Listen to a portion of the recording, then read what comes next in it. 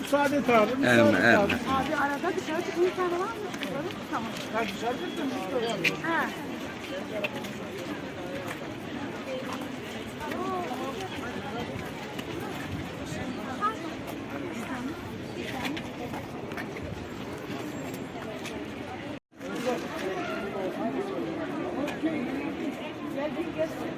İçeri girmiyorsun genç.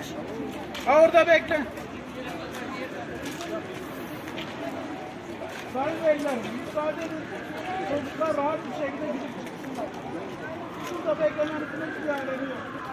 Boy, bakın elinizden bir şey gelmez.